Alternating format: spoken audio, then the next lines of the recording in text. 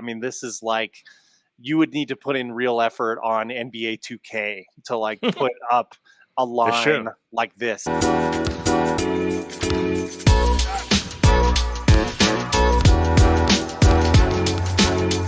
I want to lead off, as you know, Justin, with this monster line that Luka Doncic had just last night against the New York Knicks. Why don't you tell our good listeners about that line?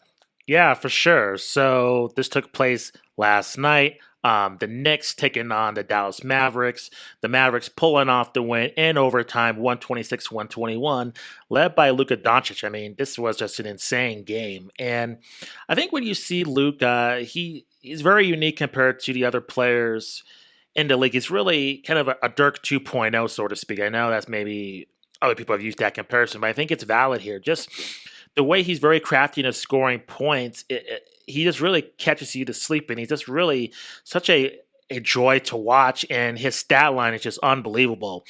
60 points, 21 rebounds, 10 assists, 2 steals, and 68% from the field. Just unbelievable stat line. If you take a look at overtime, I mean, to get the game there, I mean, that was a massive comeback by the Mavericks. And Luka missing that free throw and then hitting such an improbable shot, like you were saying, Matt, off air, which was just incredible.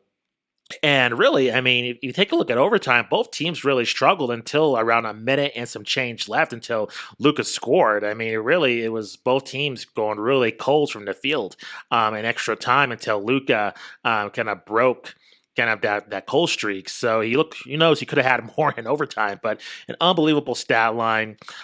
This 21 from 31 from the field.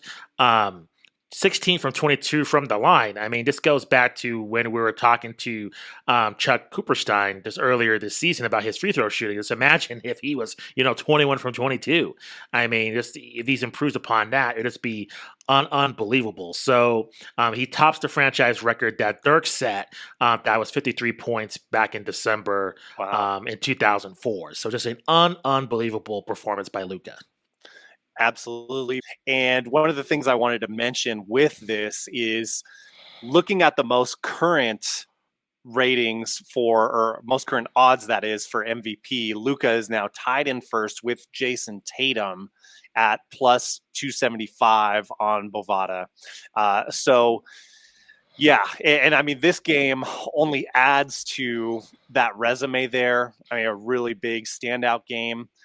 I think, you mentioned the field goal percentage, which is just incredible when you have a high volume performance like that. I mean, this is like you would need to put in real effort on NBA 2K to like put up a line like this, I mean, unless you're coasting on the rookie mode or whatever it is.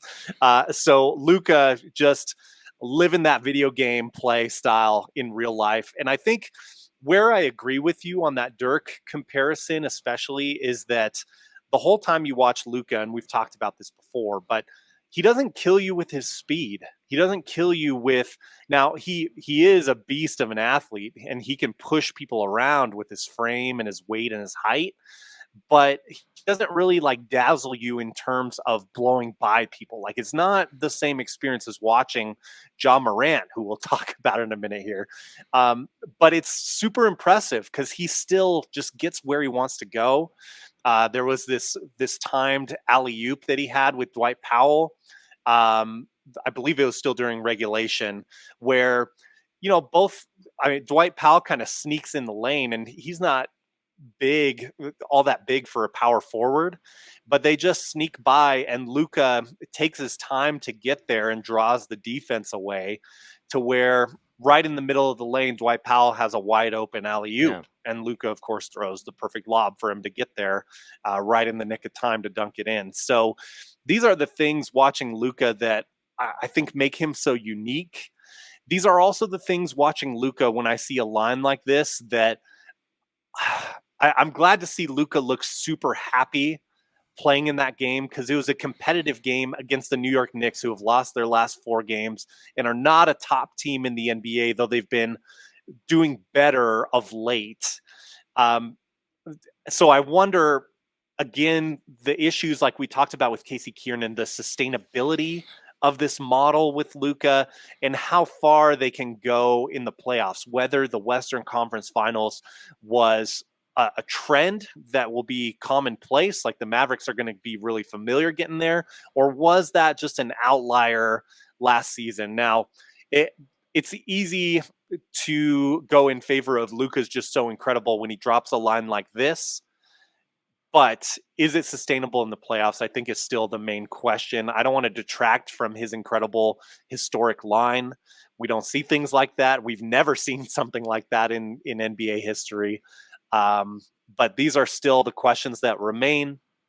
So, Yeah. looking forward to see what the Mavericks can do there. Any other thoughts on Luka? No, your concerns are valid. I mean, we've seen in the playoffs where teams tend to tighten up defensively the deeper the playoffs go, and teams are going to be focusing on Luka. He's going to be the main focus. Who on the Mavericks is going to kind of take that number 2 spot when Luka is struggling? When Luka's probably going to get 20, but at the same time, he's going to be neutralized. Who else is going to step up in that situation? And that's the questions that we have in terms of the Mavericks, going to the finals and winning the championship.